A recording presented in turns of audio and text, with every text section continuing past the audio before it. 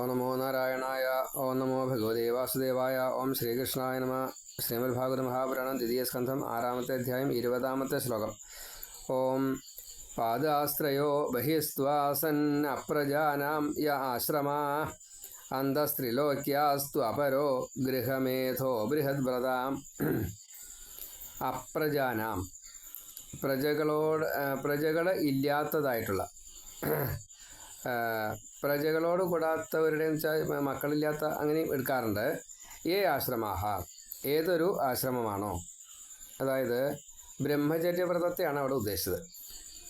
ബ്രഹ്മചര്യവ്രതത്തിൽ മക്കളുണ്ടാവില്ലല്ലോ, കല്യാണം കഴിക്കില്ല. പക്ഷേ ഈ ബ്രഹ്മചാരികൾ 100 വയസ്സ് വരെയും ബ്രഹ്മചര്യം അനുഷ്ഠിക്കുന്നവരുണ്ട്. ശ്രീ ശുഖബ്രഹ്മർഷിയെ പോലെ, സനകാദികളെ പോലെ, നാരദനെ പോലെ. അപ്പോൾ അവർ ഈ വടുകൻ എന്നുള്ള അർത്ഥത്തിൽ വിദ്യാർത്ഥികൾ എന്നുള്ള നിലയ്ക്ക് ഈ ബാലന്മാർ 10 വയസ്സ് താഴെ അല്ലെങ്കിൽ ആ ഒരു 12 വയസ്സ് താഴെയുള്ള ആ കുട്ടികളല്ല. അപ്പോൾ ഇവിടെ അപ്രജാനാം കുട്ടികളില്ലാത്ത എന്നുള്ള ഭാവത്തിൽ ഈ ബ്രഹ്മചാരികൾ ആശ്രമാഹ, ഏതൊരാശ്രമമാണോ ഉള്ളത് അത് ത്രിലോക്യാഹ ബഹി, അത് 3 ലോകത്തിൻ്റെയും പുറത്താണ്, മഹർലോകത്തിൻ്റെ മുകളിലാണ് എന്നാണ് പറഞ്ഞതിൻ്റെ സാരം. സ്വർഗം, ഭൂമി, പാതാളം, അതിൽ ഈ 3 പുറത്ത് അത് അന്തരീക്ഷം കൂടിയും ഇതിലാണ് പെടുക. അപ്പോൾ അതുകൊണ്ട് അത് കഴിഞ്ഞിട്ട് അത് ഭൂമിയിലാണ് പെടുക. അത് കഴിഞ്ഞ് സ്വർഗം കഴിഞ്ഞ് മഹർലോകം കഴിഞ്ഞിട്ട് വേണം ഇപ്പോൾ ഈ 3 ലോകം കഴിയൽ. അങ്ങനെ ത്രിലോക്യാഹ ബഹി ത്രയഃ പാദാഹ, അതേപോലെ 3 പാദങ്ങൾ. ആബൃഹത് വ്രത, ബ്രഹ്മചര്യത്തോട് കൂടാത്തതായിട്ടുള്ള ആബൃഹത് വ്രത, വ്രതങ്ങളിൽ നിന്നും പുറത്ത്. അപ്പം അങ്ങനെ പുരുഷൻ്റെ ഈ ഒരു ഈശ്വരോപാസനയ്ക്ക് വേണ്ടിയിട്ട് തന്ന ശരീരത്തെ ഉപയോഗിക്കാതെ കണ്ട്, വ്രതങ്ങളൊന്നും ഇല്ലാതെ കണ്ട്, അബൃഹത് വ്രതനായിക്കൊണ്ട് ഗൃഹമേധ, ഗൃഹസ്ഥാശ്രമം, അതിങ്ങനെ ഗൃഹമേധന്മാരെ വെച്ചാൽ ഗൃഹസ്ഥാശ്രമത്തിനെ നന്നായിട്ട് പരിപാലിക്കും. ഈശ്വരോപാസന ഇല്ല, നാസ്തിക ഭാവത്തിൽ. അങ്ങനെ ഇരിക്കുന്നവർ അബൃഹത് വ്രതന്മാരാണ്. അവർ ത്രിലോക്യാഹ അന്തഃ തോ, 3 ലോകത്തിൻ്റെ ഉള്ളിൽ അപരഹ, അന്യപാദമാകുന്നു. അപ്പോൾ അതൊരു മറ്റൊരു ഭാവമാണ്. ബ്രഹ്മചര്യവ്രതം ഇല്ലാത്ത ഒരു ഗൃഹസ്ഥൻ്റെ ആശ്രമത്തിൽ ഈ 3 ലോകത്തിനുള്ളിൽ മറ്റൊരു പാദത്തിലാണ് ഭഗവാൻ അവരെ സൂക്ഷിച്ചിരിക്കുന്നത്, അല്ലെങ്കിൽ ഉൾക്കൊള്ളിച്ചിരിക്കുന്നത് എന്ന് സാരം. അപ്പോൾ നമ്മൾ ഈ വീട്ടിൽ ഒരു പ്രത്യേക മുറിയിൽ ഈ മാറാരോഗികളെ മാറ്റി നിർത്തില്ലേ, മാറാരോഗികളും പകരുന്ന രോഗം ആണെച്ചാൽ, അപ്പോൾ അവരെ ഒരു ലേശമൊന്ന് മാറ്റി നിർത്തും, ക്വാറൻറ്റൈൻ. അങ്ങനെയാണ് നാസ്തികന്മാരെ ഭഗവാൻ മറ്റൊരു സ്ഥലത്ത് പാർപ്പിച്ചിരിക്കുന്നത് എന്ന് സാരം. എല്ലാവരും ഉള്ളിൽ ഒരേപോലെ ഇടപഴകി അങ്ങനെയൊക്കെ ജീവിക്കുന്നതൊക്കെ കാണുമെങ്കിലും ഭഗവാൻ ഇവരെ പ്രത്യേകമായിട്ടുള്ള ഒരു സ്ഥാനത്തേക്ക് മാറ്റിയിട്ടുണ്ട്. അത് പക്ഷേ അവർക്ക് അറിയില്ല, അത് നമുക്കും അറിയില്ല. നമുക്ക് എന്തുകൊണ്ടറിയില്ല? ഇട കലർന്നാണ് നിൽക്കുന്നത്. ഈ നാസ്തികരെ ഭഗവാൻ മറ്റൊരു ഭാഗത്തേക്ക് പ്രത്യേകമായിട്ട് മാറ്റിയിട്ടുണ്ട്. അവർക്ക് കൊടുക്കുന്ന ശിക്ഷാവിധികളും ഒക്കെ പ്രത്യേകമാണ്. അവരെ ശരിക്കും ബോധ്യപ്പെടുത്തണം, അനുഭവിപ്പിക്കണം. ഇങ്ങനെയായാൽ ഇന്ന ദോഷങ്ങളുണ്ട്, ഇങ്ങനെയായാൽ ഇന്ന ഗുണങ്ങളുണ്ട് എന്നുള്ളത് അവരെ അനുഭവിപ്പിക്കണം. കാരണം അനുഭവിച്ചാലേ അവർ പഠിക്കുള്ളൂ. കുട്ടികളോട് ചില കുട്ടികളോട് ആ തീ തൊടണ്ടാട്ടോ, കനൽ തൊടണ്ടാട്ടോ എന്ന് അവർ തൊടില്ല. അവർ ജ്ഞാനികളായി കഴിഞ്ഞാൽ ചൂടാണ് എന്ന കാര്യം അവർ തൊടാതെ കണ്ട് തന്നെ മനസ്സിലാക്കി ഈ അച്ഛനമ്മമാരെ അനുസരിച്ചുകൊണ്ട് അങ്ങനെ സാത്വികരായിട്ട് വളരുന്ന കുട്ടികൾ. ചിലർ തൊട്ടാൽ എന്താ എന്ന് പറഞ്ഞ് അത് തൊട്ട് അതിൻ്റെ ചൂട് അനുഭവിച്ച് അച്ഛൻ പറഞ്ഞ് ശരിയാട്ടോ എന്ന് അനുഭവിച്ചുകൊണ്ട് ചിലർ, അത് രജോ ഗുണത്തിൽ പെടതാ. ചിലർ ആ വീര്യം കൊണ്ട്, രജോ ഗുണത്തിൻ്റെ ആധിക്യം കൊണ്ട് ആ തീയിനെ എനിക്ക് എപ്പോഴും എൻ്റെ കയ്യിൽ പിടിക്കാൻ ആവണം, തീയിൻ്റെ ചൂടിൻ്റെ അതീത ഭാവത്തിലെത്തണം എന്ന് കണക്കാക്കിക്കൊണ്ട് തപസ്സൊക്കെ ചെയ്ത് മഹാവീരനായിട്ട് തീയിൻ്റെ ഉള്ളിലേക്ക് അങ്ങോട്ട് ഇറങ്ങി ചെല്ലാം, എന്നാലും കുഴപ്പമില്ല, സിംഹികയെ പോലെ. ഭഗവാന്റെ വരം കൊണ്ട് അനുഗ്രഹം കിട്ടിയതാണ്, നളനൊക്കെ അത് കിട്ടിയിട്ടുണ്ട്. അപ്പോൾ ഇങ്ങനെ ചില രജോ ഗുണത്തിൻ്റെ ആധിക്യം കൊണ്ട് ഇങ്ങനെ വരാം. വേറെ ചിലർ ഈ ഈയാമ്പാറ്റയെ പോലെ ആ തീയിൽ ചെന്ന് ചാടി മരിക്കും. അപ്പോൾ ഇങ്ങനെയാണ് സത്വരജസ്തമോ ഗുണങ്ങൾ എടുക്കേണ്ടത്. അപ്പോൾ ഇവിടെ ഈ വേണ്ട രീതിയിൽ അല്ല നമ്മൾ ഗുരുസ്ഥാനത്ത് നിൽക്കുന്നവരെ അനുസരിക്കാതെ കണ്ടും അങ്ങനെയൊക്കെയാണ് വരുന്നതെങ്കിൽ ഇങ്ങനെയുള്ള ഒരു അപചയം നമുക്ക് വരും. ഒടുക്കം നാസ്തിക ഭാവം വരും. ഈ നാസ്തിക ഭാവം വന്നു കഴിഞ്ഞാൽ അതൊരു പ്രത്യേക ഭാവമായിട്ട് നമുക്ക് ഭഗവാനിൽ നിന്നും അകന്ന് തന്നെ നിൽക്കേണ്ടി വരും. പിന്നെ അനവധി അനുഭവിപ്പിച്ചതിൻ്റെ ശേഷമേ ഭഗവാന്റെ വഴിയിലേക്ക് പന്ഥാവിലേക്ക് എത്തിക്കുള്ളൂ എന്ന് സാരം.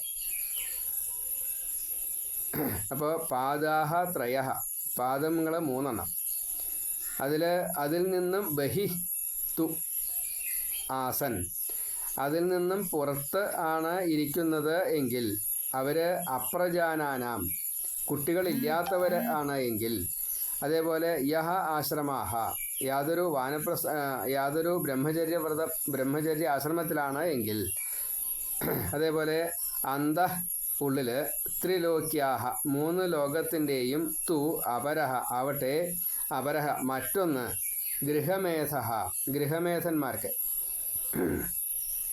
നാസ്തികരായിട്ടുള്ള ഗൃഹമേധന്മാർക്ക്, അബൃഹത് വ്രത, അവരാണ് നാസ്തികർ. വ്രതങ്ങളിൽ നിന്നും യാതൊരു ബന്ധമില്ലാത്ത ഒരു അവസ്ഥയിൽ പുറമെ നിൽക്കുന്നവർ, വ്രതം തൊട്ടുള്ളവയിൽ നിന്നും അങ്ങനെയാണ്, എന്തെങ്കിലും ഒരു പുണ്യം സമ്പാദിക്കാൻ അവർ ശ്രമിക്കുന്നില്ല, അങ്ങനത്തെവർ. അപ്പോൾ ബ്രഹ്മചര്യത്തോട് കൂടാത്തതായ എന്നുള്ളതിൻ്റെ അർത്ഥം, ഈ ബ്രഹ്മചര്യവ്രതം നമ്മൾ ആദ്യം കുട്ടിക്കാലത്ത് ഉപനിച്ചുണ്ണി അത് കഴിഞ്ഞ് അങ്ങനെ ഒരു ഭാവമുണ്ട്. അതല്ല, ഗൃഹസ്ഥനായിരുന്നിട്ടും അവനവൻ്റെ കടമകളോ കർത്തവ്യങ്ങളോ ഒന്നും ഈശ്വരപ്രേരിതമായിട്ട് ഈശ്വര ഉന്മുഖമായിട്ടല്ല ചെയ്യുന്നതെങ്കിൽ, ഈശ്വരന് വേണ്ടിയിട്ടല്ല ചെയ്യുന്നതെങ്കിൽ, ഇപ്പോൾ അച്ഛനെ നോക്കുന്നത് ഈശ്വരനെ നോക്കാൻ വേണ്ടിയിട്ടാണ്, അച്ഛനെ നോക്കുന്നത് ഈശ്വരനെ നോക്കുന്ന പോലെയാണ്, മക്കളെ നോക്കുന്നത് പേരക്കുട്ടികളെ നോക്കുന്നത് ഈശ്വരനെ നോക്കുന്ന പോലെയാണ്, മൃഗങ്ങളെ ആയാലും സസ്യങ്ങളെ ആയാലും ഈശ്വരനെ നോക്കുന്ന പോലെയാണ്. ഇപ്പോൾ ഭൂമിയിൽ മിറ്റം അടിച്ചൂര, പാത്രം മൂര, അതൊക്കെ ഈശ്വരന് വേണ്ടി ചെയ്യുന്ന രീതിയിൽ വേണം. പാത്രം മോറിയ പോലെ വൃത്തിയാവണം. പിന്നെ അതിൽ മെഴുക്കോ സോപ്പോ ഉണ്ടാവാൻ പാടില്ല. വെണ്ണീർ പണ്ടൊക്കെ അങ്ങനെയാണ്, വെണ്ണീർ പുരട്ടി നല്ലോണം ചകിരിയൊക്കെ ഇട്ട് ഉരച്ച് അത് കഴിഞ്ഞ് പിന്നെ അവിടെ വയ്ക്കിച്ചാൽ പാത്രങ്ങൾ കുറേ ഉണ്ടാവുമല്ലോ. അപ്പോൾ ഇത് ഒടുക്കം നന്നായിട്ട് കൈകൊണ്ട് മോറണത്, ഇല്ലെങ്കിൽ ആ വെണ്ണീറിൻ്റെ ബാക്കി അതിൽ കാണും, ഒരു ഭസ്മത്തിൻ്റെ ഒരു പാട അതിൽ കാണും. അപ്പോൾ ആ ചെയ്യുന്നയാൾക്ക് ഈ പാത്രം മോറലിൽ വിവരമില്ല എന്ന് തന്നെയാണ്, അതിൻ്റെ ഒരു പൂർണ്ണത കിട്ടിയില്ല, അപ്പോൾ ശ്രദ്ധയില്ല. അങ്ങനത്തെവർക്ക് ഈ ഗൃഹസ്ഥാശ്രമം പോലും നയിക്കാനുള്ള അർഹതയില്ല. ഇന്ന് നമ്മൾ ഈ ലോകത്തിൽ കാണുന്ന എല്ലാ വിഭാഗം ജനങ്ങളിലും ഇത് നമുക്ക് കാണാം. ഈ ശ്രദ്ധയില്ലായ്മയും സൂക്ഷ്മത ഇല്ലായ്മയും മാത്രമല്ല, ഒരു പരിപൂർത്തി വരില്ല, ഒരു പ്രവർത്തനത്തിൻ്റെ അതൊരു പൂർത്തീകരിക്കില്ല. അതൊരു വലിയ ദോഷം തന്നെയാണ്. അത് കലികാലത്തിൻ്റെ ഒരു പ്രത്യേകതയാണ്. അതിൻ്റെ കാരണം പുരാണ പരിചയമില്ലായിട്ടാണ്, പുരാണത്തെ ആശ്രയിക്കായിട്ടാണ്. പുരാണജ്ഞാനം കൊണ്ട് എല്ലാ തന്ത്രിമാർക്കും കൂടി പുരാണജ്ഞാനം ഉണ്ടെങ്കിൽ മാത്രമേ പൂജ ഫലിക്കുള്ളൂ. അത് എത്ര വലിയ രാജാവായാലും, ഇപ്പോൾ അംബരീഷനായാലും ശരി, പുരാണത്തെ വായിച്ചിട്ടുണ്ട്. ഇനി ഭരതമഹാചക്രവർത്തി ഭഗവാൻ തന്നെയാണ്, ആ ഭരതനും ഈ പുരാണത്തെ ആശ്രയിച്ചാണ് ഭരിച്ചത്. സനകാദികളായാലും ശരി, ഈ നവയോഗികളായാലും ശരി, അവരൊക്കെ, നാരദനായാലും ഒക്കെ പുരാണത്തെയാണ് ആശ്രയിച്ചത്. അവർക്കൊന്നും കിട്ടാനല്ല. പുരാണം ആശ്രയിക്കാതെ കണ്ട് ഒരു ജീവന് മുക്തി കിട്ടില്ല. വ്യാസൻ പറഞ്ഞത് ഞാനിത് എഴുതി എന്ന് മാത്രമേ ഉള്ളൂ, എനിക്കിതിനെ ആശ്രയിക്കാൻ പറ്റുന്നില്ല. കാരണം അത്രയും കൂടുതൽ, എത്രയാണെന്ന് പറയാൻ നിർത്തി, അത്രയും കൂടുതൽ പണിയെടുത്തു, സമയം കിട്ടിയില്ല എന്നുള്ളതാണ്. പക്ഷേ ലോകഹിതമായതുകൊണ്ട്, ഭഗവാന്റെ അവതാരമായതുകൊണ്ട്, ഗുരുസ്ഥാനത്ത് ആയതുകൊണ്ട് ആ വ്യാസന് പിന്നീട് ഒരു വിഷമമില്ല, അത് സത്യമാണ്. എങ്കിലും നാരദനോട് പറയുന്നുണ്ട്, ഞാനിതൊക്കെ ചെയ്തു വെച്ചാലും എനിക്ക് അതിൻ്റെ ആ ഒരു പൂർണ്ണമായിട്ടും മനസ്സിലാക്കാൻ സാധിക്കാത്തത് കൊണ്ട് ഞാൻ ഭാഗവതം ഉപദേശിക്കുന്നില്ല. അത് ശ്രീശുക ബ്രഹ്മർഷിയാണ് ഉപദേശിച്ചത്. ഈ ഭാഗവതത്തെയാണ് ഈ ഒരു വിവരമില്ലാത്ത എന്നെപ്പോലെയുള്ളവരും പറയുന്നത് എന്ന് അറിയുക. അപ്പോൾ യഥാർത്ഥത്തിൽ ശ്രീശുക ബ്രഹ്മർഷിയെ പോലെയുള്ളവർക്ക് മാത്രമേ ഭാഗവതം പറയാൻ പാടൂ, വ്യാഖ്യാനിക്കാൻ പാടൂ. നമ്മൾ ഡിക്ഷണറി നോക്കി മറ്റേ വ്യാഖ്യാനങ്ങൾ നോക്കി പലതരത്തിൽപ്പെട്ടതായിട്ടുള്ള സാര, അന്വയ, അർത്ഥ വ്യാഖ്യാനാദികളെ അപ്പോൾ ചിലത് ശരി എന്ന് തോന്നും, ചിലത് ശരി അല്ല എന്ന് തോന്നാറുണ്ട്. അത് നമ്മുടെ ഈ അറിവിൻ്റെ കുറവുകൊണ്ടാണ്. അപ്പോൾ പറയുമ്പോൾ ഇതിലില്ലാത്തതും ഞാൻ പറയുന്നുണ്ട്. അതെന്താ വെച്ചാൽ മറ്റു പുസ്തകങ്ങളിലൊക്കെ ഉണ്ട് വ്യാഖ്യാനം. ഈ ഇതിൽ ഏകാർത്ഥമേ ഉള്ളൂ, ഏകാർത്ഥത്തിൽ വന്ന് പിടിക്കരുത്. അങ്ങനെ പിടിച്ചു കഴിഞ്ഞാൽ ഭാഗവതം കിട്ടുകയില്ല. ഏകാർത്ഥം, വാച്യാർത്ഥം, അത് അങ്ങനെ സംസ്കൃതത്തിൽ അങ്ങനെ ചിന്തിക്കാനേ പാടില്ല. അത്രയും ശ്രേഷ്ഠമായിട്ട് അർത്ഥങ്ങളുണ്ട്. അപ്പോൾ ഈ ഇവിടെ എന്താ പറഞ്ഞിരിക്കണമെന്ന് വെച്ചാൽ അതാ എടുക്കേണ്ടത് എന്ന് ശാഠ്യം പിടിക്കുന്ന ചില ഗുരുക്കന്മാരെ കാണാറുണ്ട്. അത് തെറ്റാ. ഭാഗവതം അങ്ങനെ എടുക്കരുത്. അതുകൊണ്ടാണ് ഈ ഡിഗ്രി അല്ല പ്രധാനം. അതിൻ്റെ ഉള്ളിൽ ഒളിച്ചു വെച്ചിരിക്കുന്ന പലതുണ്ട്. ആ ഒളിച്ചു വെച്ചതിനെ എപ്പോഴാണോ നമുക്ക് എടുക്കാറാകുന്നത്, വ്യാഖ്യാനം ചെയ്ത് എടുക്കാറാകുന്നത്, അത് ഗോപ്യാണ്, ഗുഹ്യാണ്. അത് വ്യംഗ്യം ആയിട്ടാവാം, ശ്രേഷ്ഠമായിട്ടാവാം, മർമ്മമായിട്ടാവാം, ഗൂഢം, പലതുമുണ്ട്. അപ്പോൾ അതിനെ ഇങ്ങോട്ട് എടുത്ത് കിട്ടുമ്പോഴാണ് നമ്മൾ ഈ വ്രതസ്ഥരാവണം, ബൃഹത് വ്രതന്മാരാവുക വേണ്ടത്. വലിയ ഏറ്റവും അതിൻ്റെ മാക്സിമത്തിലുള്ള ഭാവത്തിൽ ബൃഹത് വ്രതന്മാരാവുകയാണ് വേണ്ടത്. അത് അബൃഹത് വ്രതന്മാരായ എന്ത് ചെയ്യും? ഒരു വ്രതവും ഇല്ല.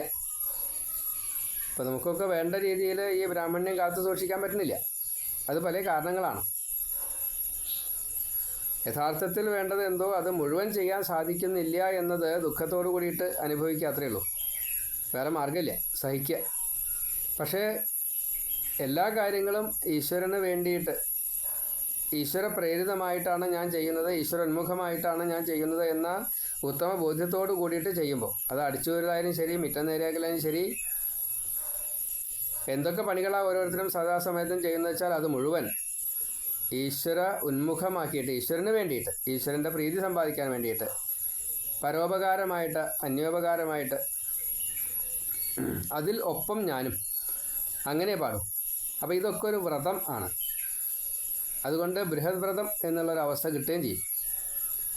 ഗൃഹമേധികൾ സ്വതവേ ഗൃഹമേധികളല്ലാത്ത രീതിയിൽ ഗൃഹസ്ഥന്മാരായിട്ട് മുക്തിയിലേക്ക് ഈ രണ്ടുപേരും കൂടിയിട്ട്, ഭാര്യയും ഭർത്താവും കൂടിയിട്ട് വ്രതസ്ഥരായിക്കൊണ്ട്, ബൃഹത് വ്രതസ്ഥരായിക്കൊണ്ട് ജീവിക്കുകയാണെങ്കിൽ അവർക്ക് ഈ ഊർധ്വലോക ഗമനം വളരെ എളുപ്പമാണ്.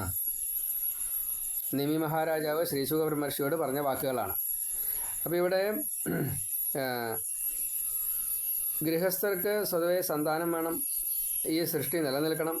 എത്ര കാലമാണോ കൽപ്പം നിലനിൽക്കേണ്ടത് വെച്ചാൽ അത്രയും കാലം. അത് വേണ്ട എന്ന് വിചാരിച്ച ശ്രീശുക ബ്രഹ്മർഷിയെ പോലെയാണെങ്കിൽ, നൈഷ്ഠിക ബ്രഹ്മചാരിയാണെങ്കിൽ, അവർക്ക് പിന്നെ ഈ വാനപ്രസ്ഥൻ വേണ്ട, സന്യാസി വേണ്ട, ഗൃഹസ്ഥാശ്രമം ഇല്ലാത്തതുകൊണ്ട് നേരിട്ട് ഈ അവധൂത വേഷത്തിൽ അവരെത്തിയിരിക്കുന്നു. അങ്ങനെയുള്ളവർക്ക് ഈ 3 ആശ്രമങ്ങൾ അവരതിൻ്റെ പുറത്തായതുകൊണ്ട് അവർ ഭഗവാന്റെ തന്നെ മറ്റൊരു സ്ഥാനത്താണ് അവരിയ്ക്കുന്നത്.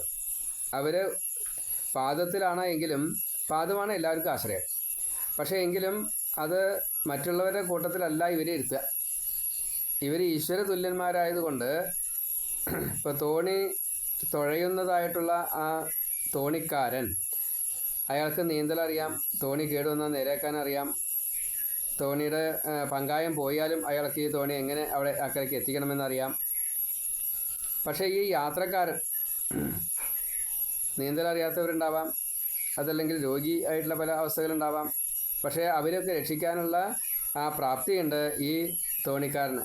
ആ തോണിക്കാരനാണ് ഈ 3 അവസ്ഥകളും മറികടന്നതായിട്ടുള്ള നൈഷ്ഠിക ബ്രഹ്മചര്യം സ്വീകരിക്കുന്ന ഈ ശ്രീശുക ബ്രഹ്മർഷിയെ പോലെ ഉള്ളവർ. അപ്പോൾ അവരുടെ സ്ഥാനം മറ്റൊരു തരത്തിലാണ്. അപ്പോൾ ഇങ്ങനെ ഈ ഗൃഹസ്ഥൻ്റെ ആശ്രമം അതൊന്നും ഇല്ലാതെ കണ്ട് 3 ലോകത്തിനുള്ളിൽ ഭഗവാന്റെ ഒരു പാദമായിട്ട്, പ്രത്യേക പാദമായിട്ട് അവർക്ക് ഇരിപ്പിടം കൊടുത്തിട്ടുണ്ട്.